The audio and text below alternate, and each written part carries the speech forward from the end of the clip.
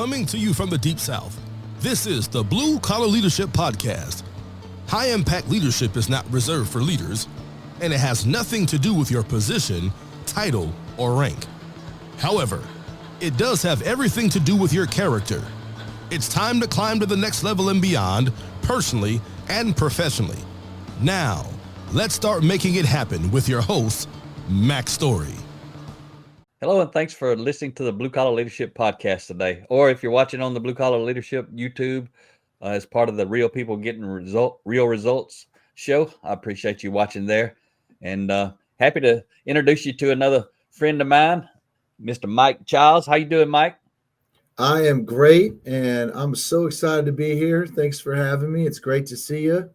Yeah, man, I'm looking forward to our conversation. And you're out in Missouri, right?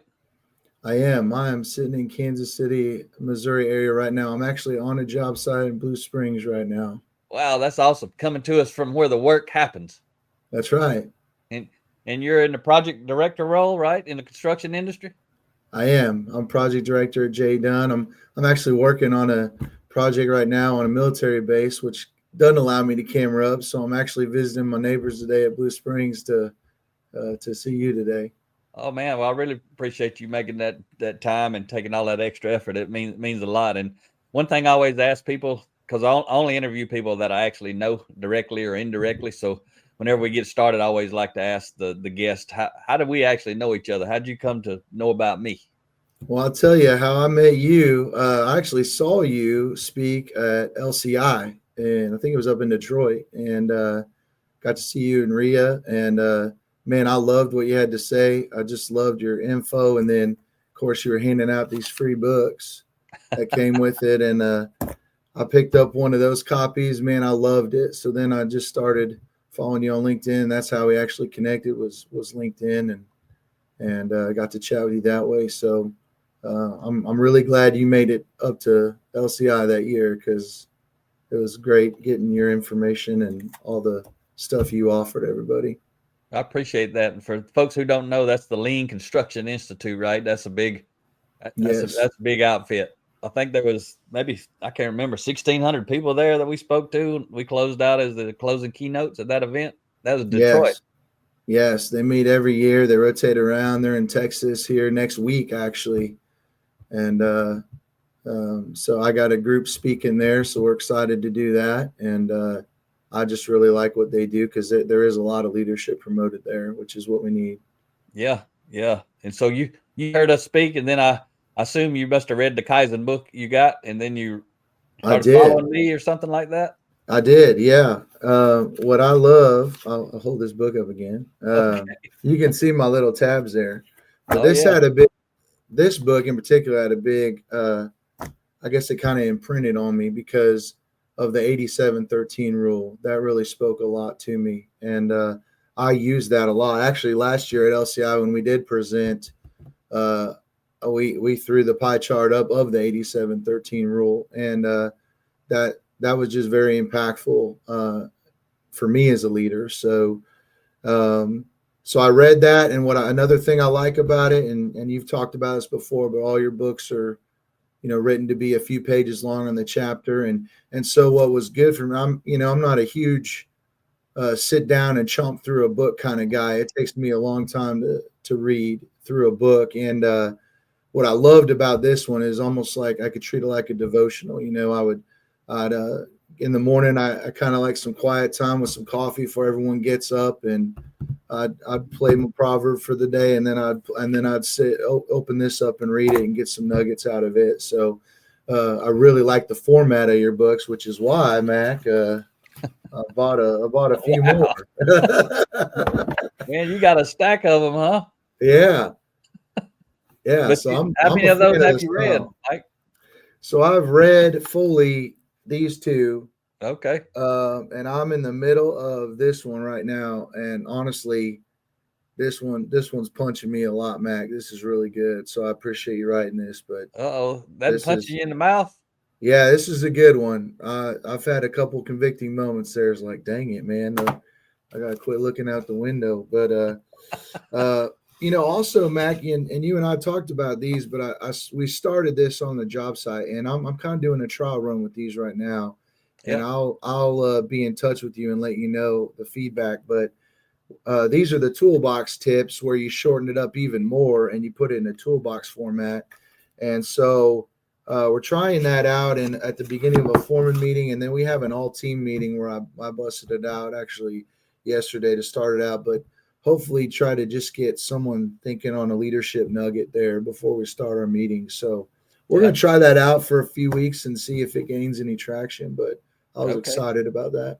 What are you doing in how are you rolling that out? Are you just reading it and then you move on to something else, or you actually have a little discussion after you read it, or do you share something? Working on the discussion piece, but so read it, then ask for anything that stood out, any feedback, and then I'll share something that pops into my head if there's not a lot from other people. But hopefully, as we get into more of a rhythm there, it'll people will be more open to speak through that. But that's the idea is, hey, we read through this thing, what stands out, and what's something that you want to apply, or that kind of, as you said earlier, punched you in the mouth, right?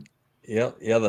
The main point of that is really to, as you're doing it, is really to provoke thought and raise awareness. Even if they don't, because sometimes when you introduce this, especially if people are not into personal growth and development themselves, most of the time the guy's just going to be quiet. Blue collar guys, it doesn't matter what industry. When you start introducing this stuff, everybody, most of the time they just going to be quiet. They don't know whether to be on board or not be on board. But the main thing is they're thinking, and a lot of times they're afraid to speak out, because if their partner over there is against it and they speak out for it, now all this stuff starts happening. So the world I come from is most of the time people are kind of reserved and quiet until they feel comfortable. Yeah, what I've learned over time is, it's not a safe space, right? So they don't feel safe to speak up yet, and it takes a little bit of the leader being vulnerable and starting to open those doors a little bit to say, hey, this is a safe place where we can share things, and we're going to receive it and we're going to noodle on it. I love when people you don't expect offer wisdom. Everybody's got wisdom and everybody's got a good perspective. And man, when those doors start opening up and people start sharing, man, you can get some awesome information out of people. So I'm hoping it becomes that safe place there as we start to build on it. Yeah. So tell me about, you touched on 87-13, and for folks that don't know, we're talking about 87% of your influence, success, results, whatever you want to attach it to. 87% comes from character, and 13% comes from our competency. We got to have a competency, some type, whether it's self-education or formal education or on the job learning. How we got to have a competency, but it's our character that really maximizes or minimizes our competency. So what was it about that what was it, that clicked in your mind as you read that really kept that, like you didn't drop that one? That one stuck with you, and you sharing it with other people. Well, honestly, what kind of put that together for me was, I know you don't watch a ton of TV, but Ted Lasso is a show that that's what we presented on last year was Flow Like Lasso. We actually used the Ted Lasso show to bring in some leadership principles, and the leadership principles are nothing new. Honestly, Matt, you and I both know there's nothing new under the sun, right? All that wisdom's there, and it's been there. And it's tried and true, and we have different ways to spin it or connect to us, but that wisdom's there. And and that was just a way that I connected because he was using a lot of principles of John Wooden and one of his influential basketball coaches when he was a kid. So that the big thing there is he knew absolutely nothing about soccer, yet went over to be a professional soccer coach. And so that right there is just a great picture. Looking what he did with that team really threw into perspective that 87. That's almost 90% of what you do, right? So that they built and developed a team and used each other's genius as they worked around him as he started to influence and lead the team. And so that really showed me, like, he didn't know anything. And when we go into new projects, that's where we start, right? We don't know anything about the job and we have to go learn it. Well, as we are learning it, if we have the one, as you would say, the managerial type leader that's dictating that and being the only brain that's thinking, we're going to miss a lot of things. Yeah. But if we create that culture where everybody can jump in, where everybody's genius can be utilized, we're going to find a lot of blind spots, right? And as part of that lean principle, optimize the whole, right?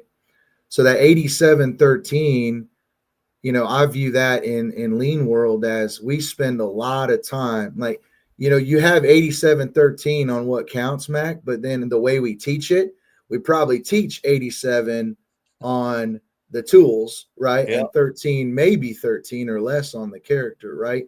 Yep. So what's most important to get a job going, we spend most of the time talking about the tools that has a 13% impact. So when I think of the lean tools that are out there, and we use those on our jobs, A3s, we use Scrum, we use daily stand-ups and throw in the last, the part of the last planner. We implement a lot of these tools, but that's the 13% impact when we're trying to build a lean culture. If we don't have the 87% of the character behind that, where people get that engaging, safe place to go work, then it's not going to have a big impact. Yeah. That's important stuff. And you brought up that managerial leader, and Rhea shared it a minute ago, but that reminded me, you went through our that free course, the 5 types of leaders course. Then you start sharing it all over the place, because I assume, I don't think we've actually talked since you went through it. We talked before you went through it. I think it's when I shared about it. We had a phone conversation. Yeah, you told me about it, and I'm going to try that out. You went and dove into it. You went through the whole course? Yeah, it was great, man. I loved it. Have you done video online courses like that before, or was that the first time for that type course? For a leadership type course, no. That was the first time. I mean, we obviously do a lot of digital training through our company, and we have a pretty large company, so that digital platform is becoming more and more popular. But okay, as far as an online course of that nature, I have not done that, because when I graduated college, that was fairly new. It's pretty common now, but yeah, I really appreciated the information. I love the little cheat sheet with it, and right away, what stood out to me, well, I guess for all of our listeners, so I'm going to reference this stuff, right? You got your 5 types, right? You start with your managerial, and then you go to your relational, and then your motivational, and then your inspirational, and your transformational. Look at you go, man. Yeah, I was a good student, man. Listen, Hey, but that's awesome. but right off the bat, I kind of, when I see the acronyms, man, I put them together. And you said leaders are either making it happen, allowing it to happen, or preventing it from happening. Right there, that spells MAP. And that really spoke to me, Mac, because as a leader, well, as a person, you are on the map as a leader, no matter what. So you are already on the map. No matter what you do, you are making it happen, allowing it to happen, or preventing it from happening. Good stuff. And so you got to decide now where that vision is, right? Where that comes from, this stuff. And you got to decide where you're going, because you're on the map no matter what, right? So you got to decide if you're going to go in the right direction. That's good, man. You need to be, that little lesson you shared right there, you need to share that with some of your folks. Like, that could be a standalone lesson. It ain't got to be straight from the tips book. That'd be straight from Mike Chiles, right? And yeah, and share that. That's good. I never thought about the MAP acronym, but it makes it easy to remember when you can do that. And as soon as you said it, I'm like, well, that'll stick with me, because it's sticky. That's good stuff. It is. And I actually went to my guy I work with that. We went to the whiteboard, and we we're kind of messing around with the map and throwing that stuff up there, because it really, like you said, it could be for good or bad. And one thing we were talking about is as leaders of teams, I think we're kind of trained in the default to make it happen, right? So there's a lot of times where our default is to dive in and to make it happen, because we know how to do it. And what's really harder as you get up into the more the inspirational, right? Where, see, motivational, you're getting things done with your team, but that inspirational is more of, now you're teaching people to go get things done as a team, right? And when you get into that level, there's a lot more where you kind of prevent that negative culture, and you get into more of allowing people to fight through. See, there's good stuff in fighting through the nasty sometimes. And so we have to be kind of bumpers and not let them get crazy. But we got to let them live in that nasty a little bit, or they won't own the solution and really appreciate that. And so we were talking about how it gets harder to sit back and allow some of those things to happen and allow the team to develop their own answers to some things that bother them. That's good stuff, man. I'm gonna have to go get my football helmet put on so I can charge through the wall. You get me fired up. Well, I can help you. I was a lineman back in the day, so I probably don't want to run into you. I'd probably be better off running in the wall. Wall ain't gonna hit me back, man. You live bike. Yeah.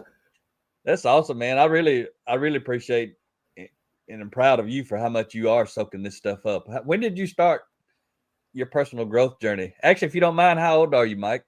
I am 41. 41. So I was 39 when I discovered this stuff. I shared that with you before. So if any listeners who are watchers who are, or maybe this is their first episode, I'm 56 now, but I never had heard of this stuff until I was 39. So when did you kind of come across this? I would say, I got into some men's studies when I was in college, and I'd say that was really a turning point for me. Just some of those guys were really inspirational leaders, and that's family, companies. I mean, different areas, and I think that really just motivated me to want to be a good leader, and I think that was a big turning point. And then, I've been through, when I came into the industry was that 08, 09 timeframe where the economy wasn't great. And so I was very fortunate that JE Dunn was big enough that I could travel around, because if I would have just stayed where I was, which was Springfield, Missouri at the time, I probably would have been out looking for another job. And man, we had just bought our house, and my wife was pregnant, and we thought we were going to just be walking our child to that school right behind us. And we didn't think we were ever going to leave. Well, that was several states ago, so, that's the thing. You make plans, and, then life happens. Right. So,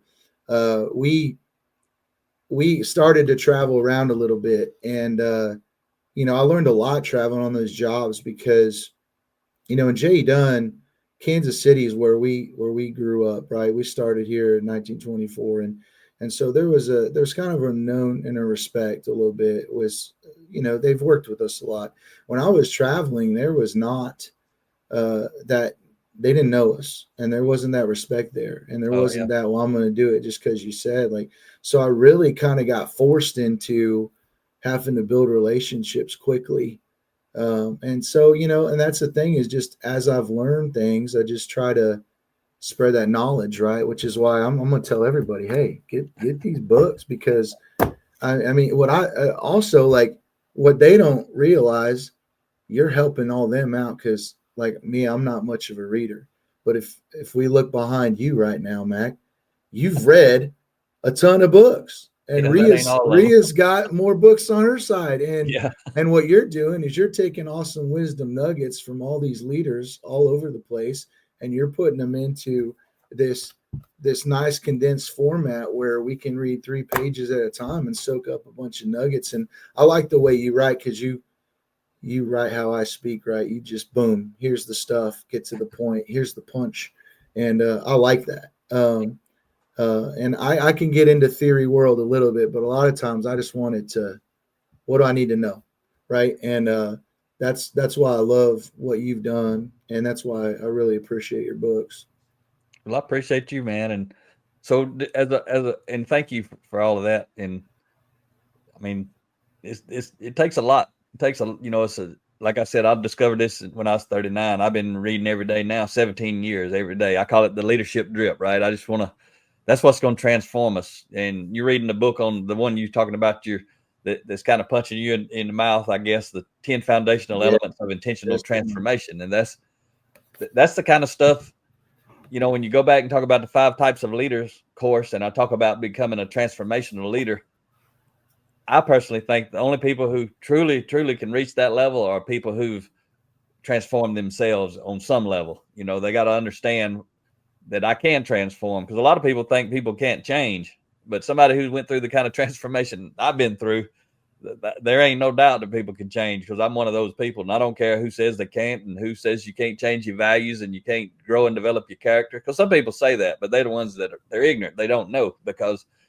I've done it. I used to be the idiot. I used to be an angry person. I used to want to kill everybody instead of help anybody, and now all I want to do is help everybody. And luckily, I never did kill anybody, but I wanted to when I was that angry person. So that's it means a lot to me when you say that transformational book is punching you. Maybe not in the mouth, but maybe in the gut, and that means you're doing some reflecting. That means you are what I call a high impact leader. You're reading that book humbly and vulnerably and looking and saying, can I get better?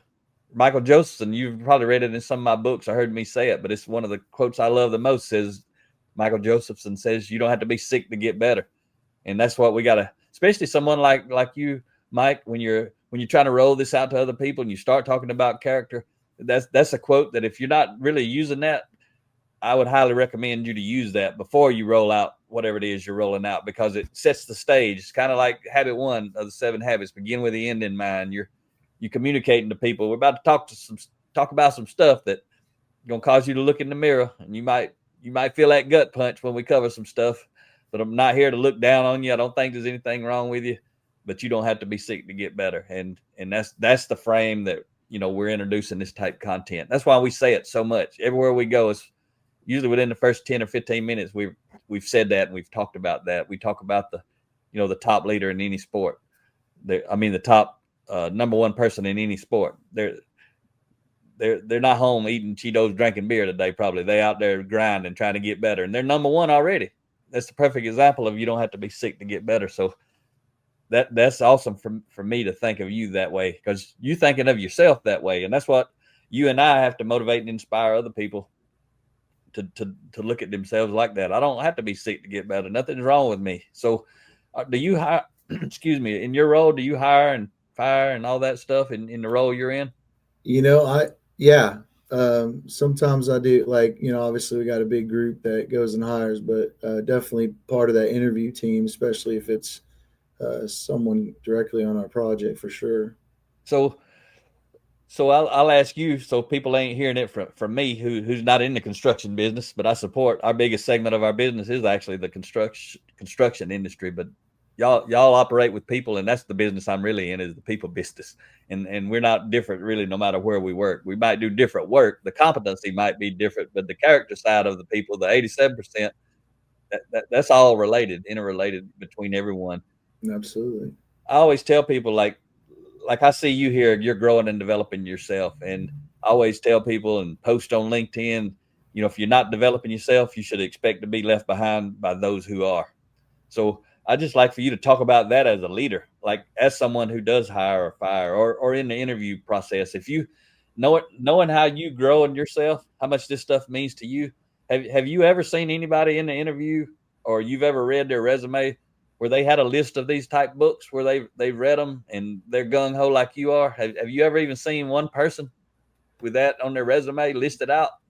As far as like listing out the books, I don't think I have ever seen that. Although if I saw one that connected with me, I would, that'd definitely be a good starting point and a talking point. Right. But, I'm kind of like, when I'm interviewing, I kind of look for those on-ramp type things. Like, I want to hear leadership. I want to hear development. I want to hear, and I'll say I want to hear some humility too. Like, we all, Mac and Rhea, you have awesome stories, awesome testimonies, and the greatest pain is your greatest ministry. And you guys are living that out. And the thing is, every person is learning all the time, right? And the world's always learning all the time. So I kind of view it as, you're kind of sitting on a raft with the stream rolling down, right? It's not that you just sit here and don't move or get better. That stream's moving down. So if you're not actively trying to keep learning and building, you're actually getting worse, not better, because the world's going to keep learning and experiencing. And so I think as much as we can learn from each other, we need to. I mean, we're all people, and we all have made mistakes. We've all done, the terrible things that we regret, and we all have regrets to things that have happened to us. And the thing is, I think where leadership, where you see the great high impact leaders, is people have, Mac, we like to talk about lessons learned a lot, right? And lessons learned are your scars, and people like to brag about their scars, right? Once it's healed up, there might still be a little tenderness there, but they like to brag about those scars. But people don't like to talk about wounds. And the people that go talk about the wounds and they go see the doctors when they need to, and they get better and they get healed and they have those scars, those are the ones that have the big stories to share. And that's where the great leaders come from. They've experienced those wounds. They've lived in that, and they felt that pain, and they're now saying, I don't want other people having to go through this. I'm going to go tell them about this, and I'm going to go make it better. And then we have to decide, are we going to listen to the wisdom of others, all those books behind you and all the ones you've read? Are we going to listen to those people have already been through it and learn from them? Or are we going to have to go through experience being the best teacher, but only a fool wants to attend, right? So, Yeah. I mean, we're going to learn either way, but I think it's more fun to learn from the people with the scars on how to avoid getting the wound, right?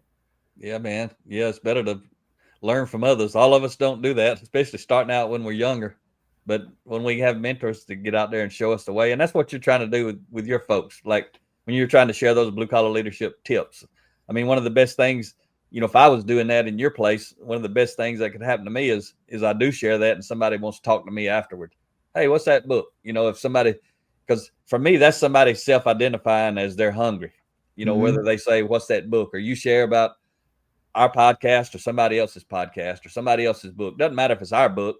What matters, if I'm you, is I'm out there in this construction world, this world I live in.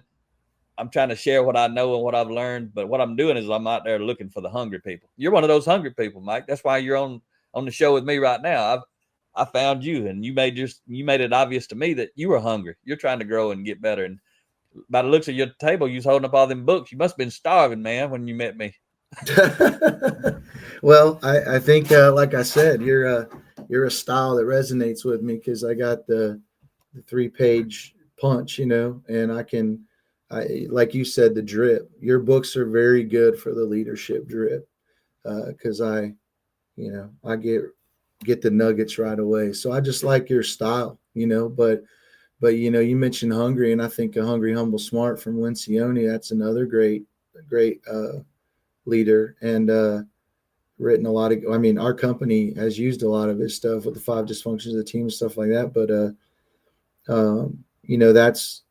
that's another great style. But like a lot of like we said, nothing new under the sun. You got a lot of that same wisdom here in a different style. And I mean, for anyone who's like me, that likes kind of that devotional and go, man, I'm going to say grab a MacBook. Well, I appreciate it. And Mac didn't tell me to say this, guys. I'm just telling you, man. Mac didn't tell me to go pull these. I'm truly a fan, so that's why I'm bringing that stuff. And I just recommend it, man. That the leadership drip, like you said, is something I'd recommend to everybody. Just continue to try to improve a little bit every day. I appreciate that. Would you would you like to share any of your personal journey, your story, how you got to where you are and where you come from? You don't have to, but you're welcome to if you'd like to. Yeah, I mean, I'm the oldest of 3. My sister's a couple years younger than me, so we all live now in this area, in the Kansas City area. My brother actually works for JE Dunn as well. He's a lean specialist. Okay. So he'll be, the Chiles bros will be up on stage at that Lean After Lasso presentation next week. And I'll have to introduce you to him sometime, Mac. I think you'd like him as well. Yeah. And he was a football coach, man. He really gets you pumped up running through the wall. But we were, single mom. I knew dad a little bit. He left when I was 6 years old. And so, I saw single mom just fighting, to work really hard and to get through challenges of life. And she was she was in healthcare side, and she was a great manager, and just really good at seeing people and building up people. And I even saw little bits of that as I'd go to work with her. But there's a lot of those industries, Mac, on the blue collar side too, where they don't have a hierarchy, a ladder that they really can climb. Some of them are in that role and they're just in that role, and some of the healthcare was that way. And so I saw her make an incentive program one time just to kind of keep them motivated, little tiny prize things, but kind of help them work up a ladder in their own way to keep them motivated, even though they're going to stay in the same role.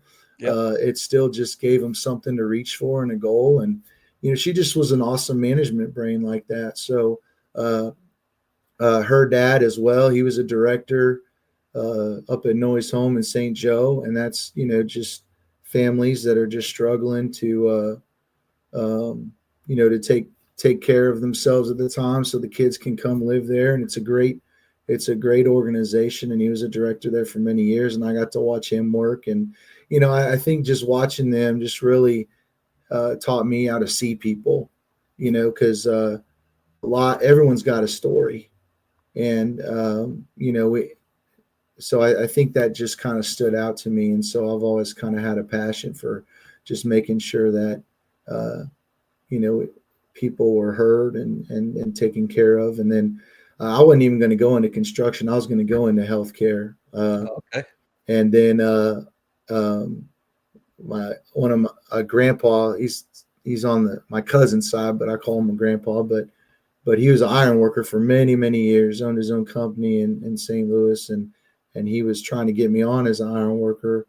But it was that time in the economy, the benches were full and they were just trying to find people to work. So, but he told me about construction management. And so I looked it up, and that's where I ended up going. I went to Missouri State and did the construction management there. Go Bears. And,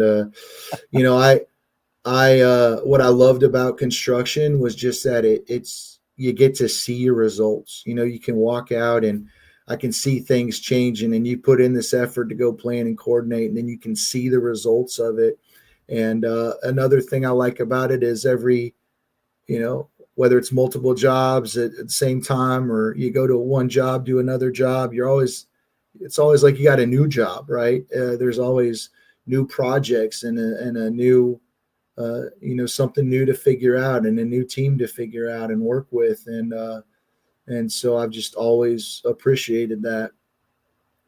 And then we moved around. I told you we moved around a little bit, but I ended up going to Fort Leonard Wood, kind of in the middle of Missouri, not much around there. And then I went up to Iowa, and then I went down to Florida. And that's when I got into military construction, healthcare for the military. And then that also took me to Biloxi, Mississippi. Came back to Kansas City, and then I was traveling down to Florida for more military jobs, and then out to Vegas. And then I did some education work here in the Kansas City area for a while. So I had 4 kids, 3 different states.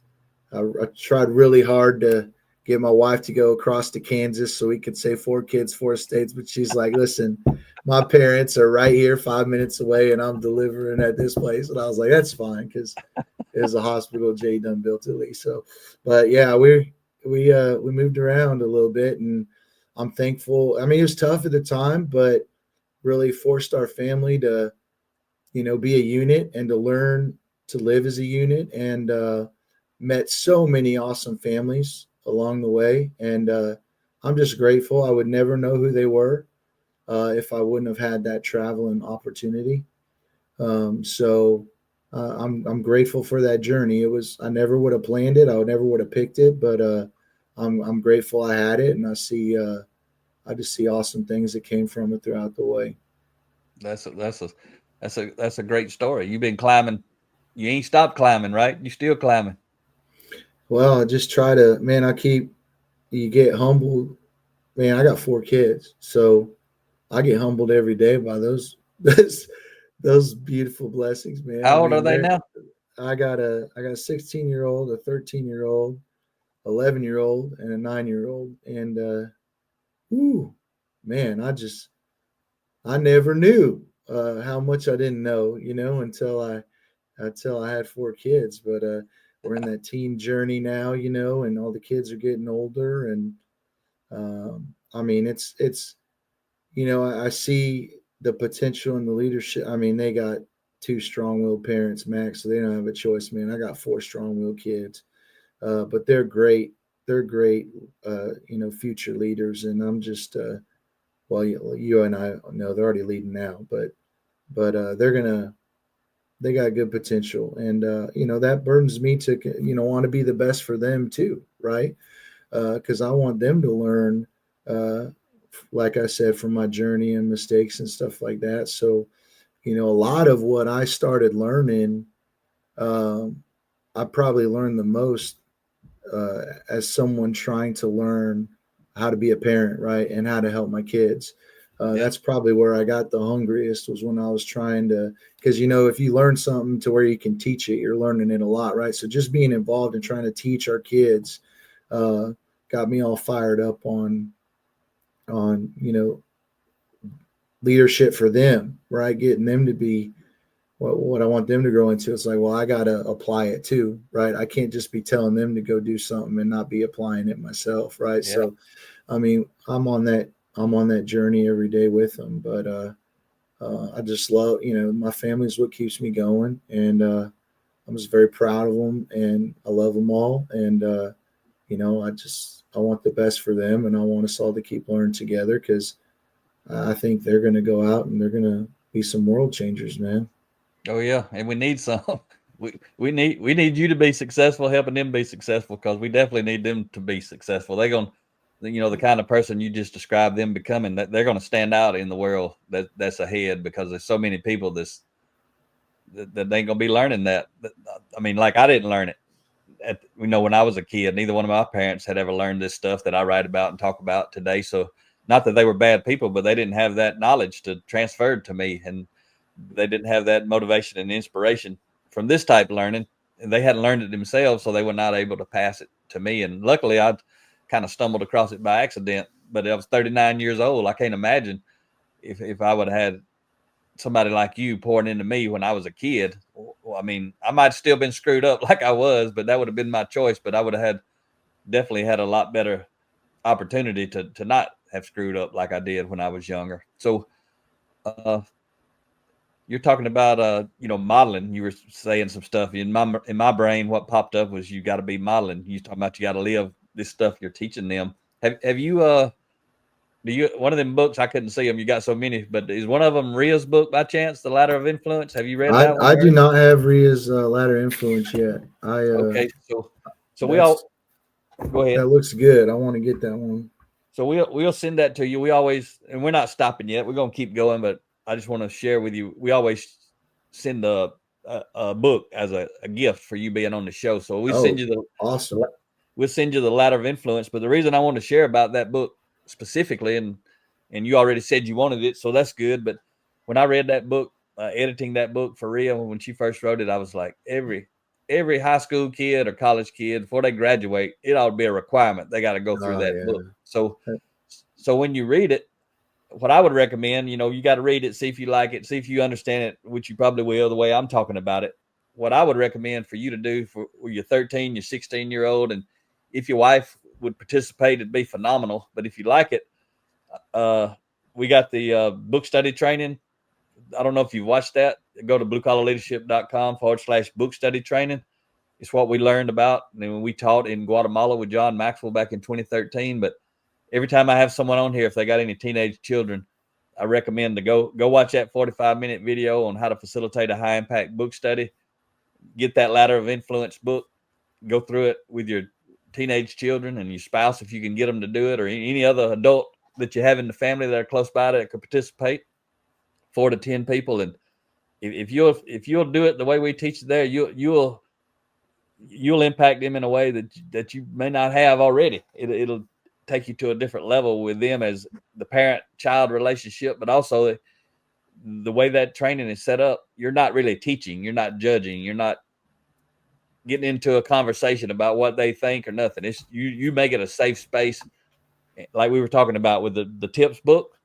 That's introducing some information, but this book study format, 100%, if you facilitate the way we teach you, and it's real simple, but you got to do it. You can't like change it up or it messes up everything. But if you do it that way, that book study method facilitates a safe space. And it actually, it's the only thing that I've seen that actually, maybe you could say, provokes, invites personal transformation, not just learning or awareness, but actually causes people to personally transform if they have someone facilitate that method. So that'd be, check that out. Another thing is, someone like you, if you do that with your children, if you're not doing this with folks at work, once you do it with your children, because you value doing it with your children at a higher level, I'm sure anybody would, but you'll see what happens if you follow that method.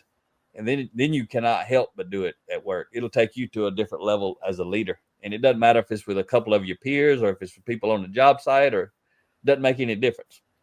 So we'll send you a free copy of that. You can text me when we get done your mailing address.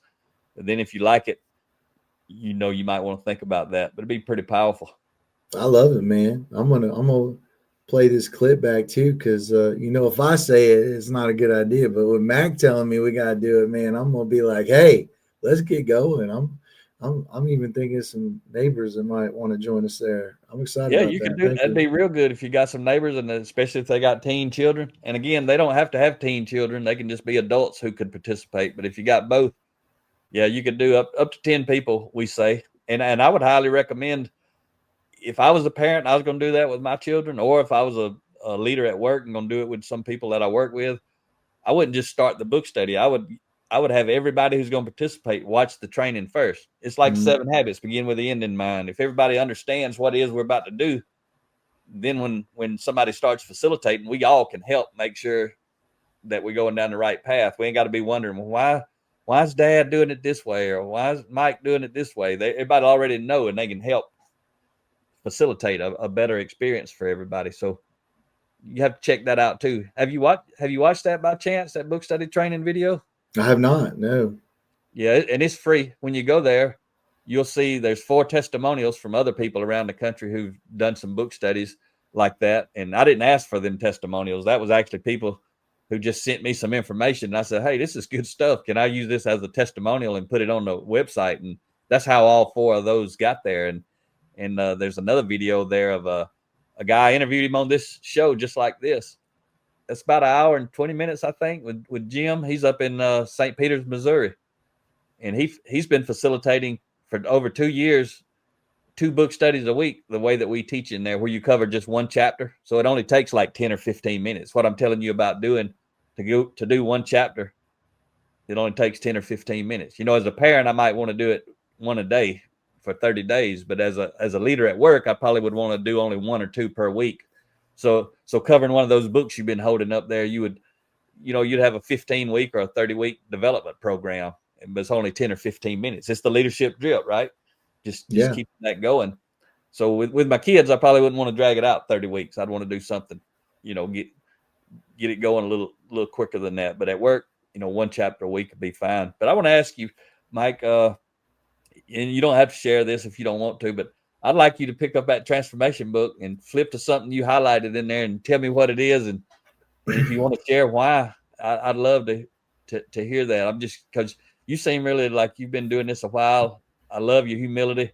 I'm just curious what in that book might have stood out to you. Well, what really stands out to me that I just love the way you word it, but the mirror versus the window. I've used that now a few times where, when something goes wrong, you can look out the window and you can look for somebody else to blame, or you can look in the mirror and say, what was my part to contribute to this, and how can I do better? And that's just a really simple way to picture taking responsibility. But, that's the same thing, Jocko talks about too, especially if you're the leader, like, it's on you. right? And so you have to take that responsibility. So what punched me yesterday, man, is your actions always reveal your values. Page 49. And I was like, dang, man, my actions always reveal, dang. And the other thing too is people always make time for the things that they value. And you're right. We talk about that a lot with I'm too busy, I don't have time for this. And you are going to find time for what you value. And those are hard hit punch items. And we talk about, go back to the five types of leaders, right? I can't go say I'm an inspirational leader and then I just sit there, because it's dynamic.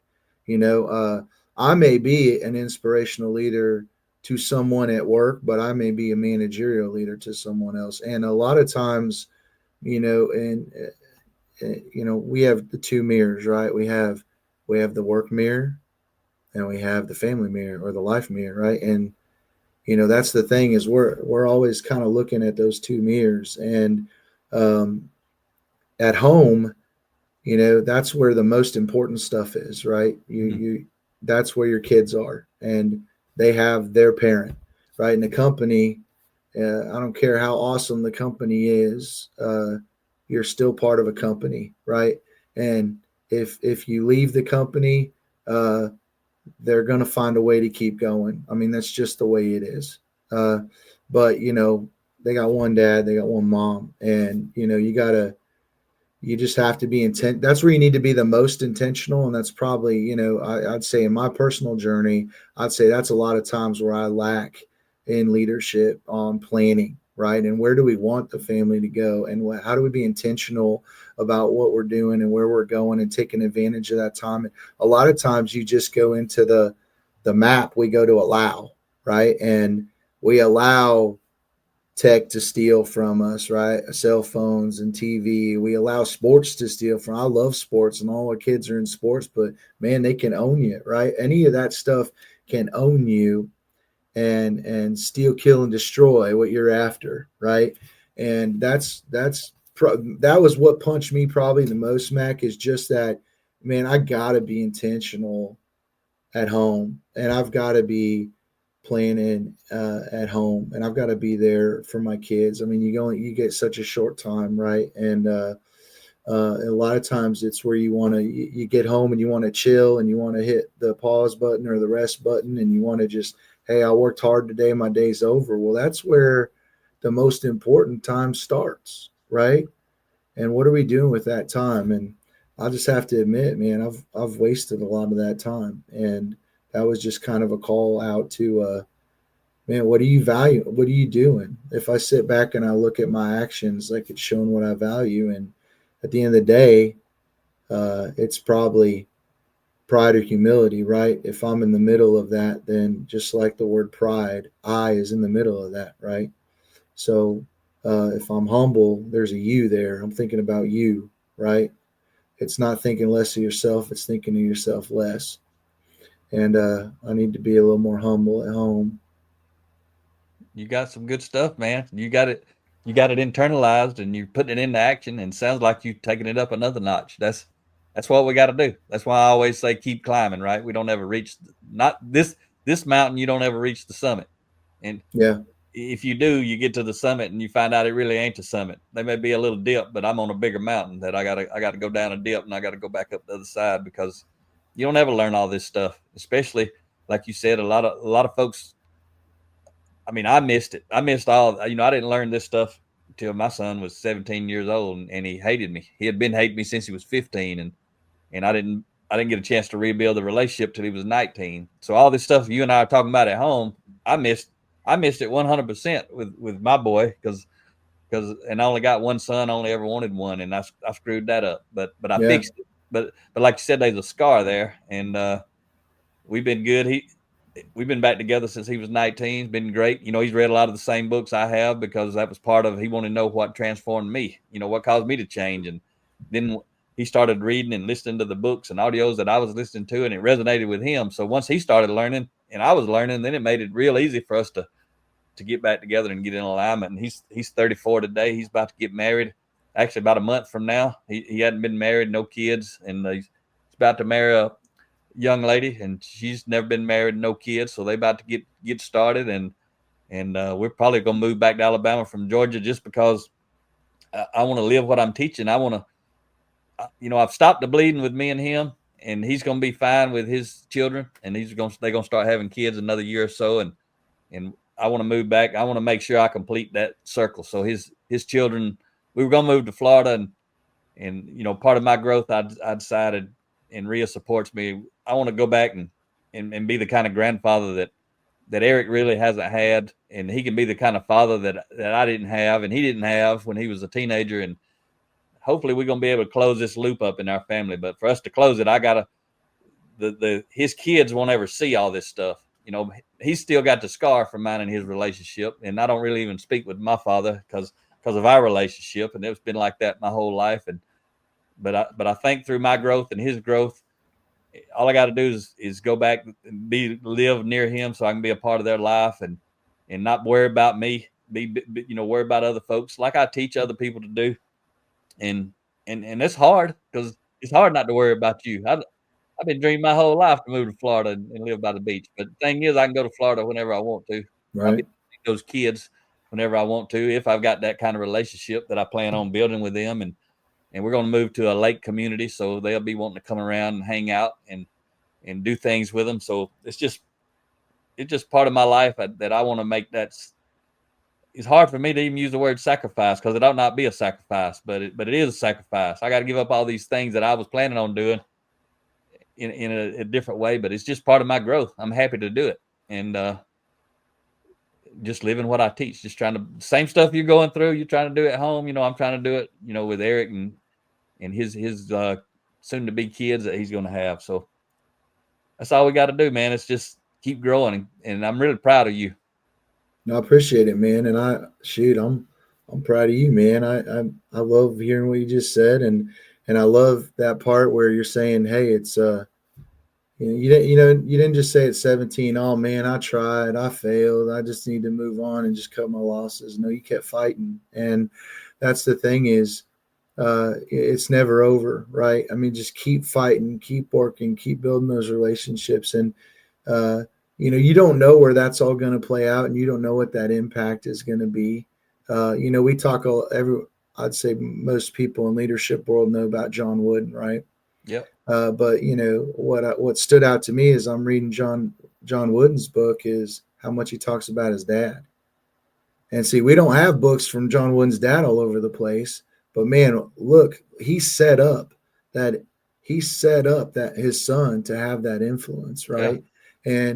And we don't know where that starts and how long that impact's going to go. We just have to keep trying and keep fighting. And if we're trying to fight for the right thing, and we're going to keep trying to do what we can to get better and help other people get better, those relationships can mend, man. I mean, there's nothing that's too far broken that can't be redeemed. And we just got to keep pushing for that. And eating that humble pie, man, that's the way to do it. Like, everybody's going to eat humble pie, and you're going to decide, am I going to take it one slice at a time, or am I going to get it thrown in my face, right? But either way, you're getting it, and it doesn't taste that good. Yeah, that's right. Recently, I come up with a little saying I've been saying. You might have saw me share it. I think I shared it recently on LinkedIn. But I say, people with a mouthful of pride and ego have a hard time swallowing the truth. Yeah. And that's the principles we're talking about. That's you're reading the 10 foundational elements of intentional transformation, and you ain't got a mouthful of pride and ego, so you ain't having a hard time swallowing the truth. But that's what you're talking about, punching you in the gut. That's that swallowing the truth. You swallowing it. You're like, I got some work to do. But all that doesn't mean you're a bad person. It just means you want to be a better person. That's what we have to do. And and just to share with you and the audience, I don't know who might have seen this or who even cares. Nobody may not care, but I know. You ever seen those Duck Dynasty guys? Oh yeah, the Robertsons. Yeah. Yeah. So what actually caused me to shift from wanting to move to Florida, doing my own thing in these later years was when Phil died recently. Yeah. Phil Robertson, and I watched the Duck Call Room and the what is the other one? Unashamed with Phil when Phil was on there. Mm-hmm. I don't really watch TV, but I mean, it's on TV. That's YouTube. I don't watch what I call junk TV. I watch them because they're authentic. They're good people talking about good stuff, and it's my release. You know, I don't drink alcohol. I hadn't since 2012, so I had to have something to turn off this stuff. But I like. It's amazing what I get interested in. But it's always somebody who's doing what they love to do, and they're authentically doing it, and they're just good people. Yeah, but anyway, when Phil died, I watched his funeral. They broadcast it. I don't know if you've seen that. Have you seen it by chance, I've not Mike? seen it. Mm-mm. So his funeral service, they actually recorded it, and then later, a couple of weeks after that, they released it. And when I was watching it, Phil, they made that movie about Phil's life because that was a good movie. I saw he was a rough cat back in the day, and I mean, he admitted it, and he made a movie about it, and all that sort of stuff. But when I watched that funeral service, his kids and his grandkids, the way they talked about Phil, I was like, man, I want my grandkids to talk about me like that. And I thought about the stuff I shared with you about Eric. That's where I got chills all over me now when I'm talking to you, but that's where I realized, and you could feel it. You could tell Phil's kids, his adult children, they got the scars from who he used to be, but they love him. They fixed all that. But his grandkids, when they talked about him, there was no scar there because they never saw that grandfather or the father relative to them. And I was like, I got to fix this. Eric ain't had any kids yet. And I just saw that it just elevated my way of thinking about my direct family in a completely different way that I never did it. And I paused the video whenever that hit me. I paused the video, sent Eric a link to that YouTube video, and that's Eric's my son. Sent him that link and said, hey man, I know you're busy because he's starting his own company. He's about a year into it, doing really well, and he's doing high-end custom patio covers for homes, aluminum, aircraft grade aluminum, just high-end stuff he's doing and killing it. I sent him that, and I said, I know you're busy, but I said, whenever you get time, I want you to watch this video, and then I want us to meet and talk. And he actually watched it the next day. I guess he was so intrigued by what in the world was I sharing with him that made me want him to watch it, and then us talking. And then I said, after you watch it, whenever you can set up a time, I'll come over. He lives about an hour away. We're near Atlanta, Georgia. He's over in Auburn, Alabama. I said, I'll come over. We have lunch or something, talk about it.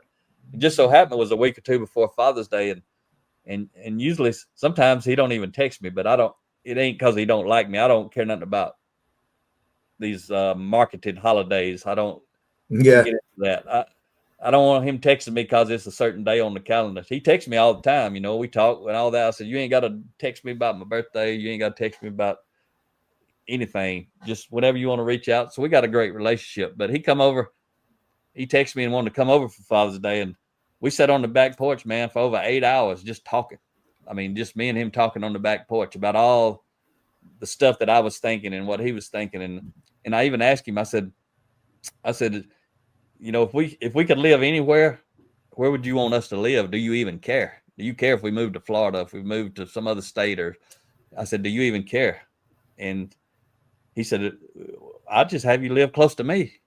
And that just kind of blew my mind because I didn't know that it even mattered to him. Yeah. I mean, we got a great relationship, but I didn't know that it mattered. And he said, yeah, I got a friend who's going to be selling a house, like 4 or 5 miles away. He said, that'd be perfect for me if you just bought that house and moved in there. So we're going to end up being still about 30 miles away, but we're going to be north in the country, and he's buying some land, moving up kind of closer to that area and down the road. So just trying to do what I'm teaching you guys, man. And it's part of, I think you probably already covered it in the 10 foundational elements of intentional transformation. But whenever we tell people to do stuff and we don't do it, we're being two-faced. Yeah. Nobody likes two-faced people. So I'm always trying to align myself with the stuff that I'm trying to get other people to align themselves with. Again, doesn't mean I'm perfect, but I'm always working towards it myself.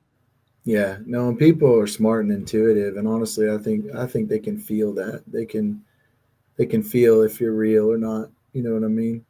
So I think you just, we're all trying to do our best, and I think that's why accountability and other people are important, because I could be responding pridefully in something, and it's nice to have someone who is close to you and can call that out and see your blind spots. Everybody's got blind spots. And I think that's why it's so important to have other people around and to use your team, because our team all has a different perspective and we all see things differently. Good stuff. You got anything you wish I would have asked you, Mike, or you wish you'd have shared already and you didn't share? It didn't pop up? No, I like what you say on keep climbing, and I just like that. I mean, it is a constant journey, and I just hope that people believe in themselves and their ability that we can get better, that we can continue to develop, and no one in there's a failure. We've all failed at certain things, but we're all learning, and I just hope that people appreciate that and can continue to believe in themselves and keep going, keep climbing. Yeah, outstanding. Well, I, again, can't say it enough. I appreciate who you are as a person at home and at work. And thank you for spreading my message and everyone else's message. That you talked about Patrick Lencioni. You talked about Jocko Willink. And I'll just ask you this. I meant to ask you earlier when you mentioned Jocko, that book, Extreme Ownership. I mean, that is a great book. I love it. But yeah, I always tell people who understand that book, who've read it, I say every one of my books is about extreme ownership. Is that what you see? Would you agree with that when you look at I mean that's looking in the mirror, right? That's not looking in the window, that's looking in the mirror, and everything we do, there's something in the mirror that's going to tell us what we did to contribute to something. So I think that is the extreme ownership piece. Outstanding. So you'll text us your mailing address. I'm sure we got it, but make sure we got the one you want us to send this Ladder of Influence book to. Absolutely. I'm excited. And I think Rhea, man, Rhea is awesome, man. I just appreciate both of you and all you do. She back there in the background trying to make me and you famous today with this video. Always, dude. Always. All right. Well, I appreciate it. And maybe a year or two, or if you were to do that book study with your children, definitely might like to have you back on and just to talk about what that experience would be like, because that's one reason I invite folks like you that I know onto the show who are growing and developing themselves, because what I'm doing is I'm inviting you to help me to help other people, because there's people you'll resonate with, people who are in your industry, people who hear your story and your story is different than my story. And they ain't just hearing Mac saying, they thinking I'm trying to go sell some stuff. I'm trying to help people. I got tons of free stuff, and there's tons of free stuff from other people out there. So you don't have to spend any money, but I appreciate you investing your time with me today and helping me try to inspire some people to think at a higher level so they can live life at a higher level at home and at work. It's awesome, man. Thanks so much for having me. I'm just so thankful and grateful that you had me on, man. It's great. All right. Well, stay there. We're going to wrap up today, and then we'll turn us off, but we can keep chatting for a minute. So don't leave just yet. And everybody who either watch the show on the YouTube channel or either listen to the Blue Collar Leadership podcast, I appreciate you listening, and keep climbing. Talk to you next time. Make it happen, or someone else will. It might as well be you. Are you serious about taking your career and your life to the next level and beyond? Check out Mac Story's Blue Collar Leadership series books and others, now available on audio, along with paperback and ebooks at Amazon and Audible. Please visit bluecollarleadership.com to learn about Mac's books, programs, special offers, and more. Thank you for listening to the Blue Collar Leadership Podcast.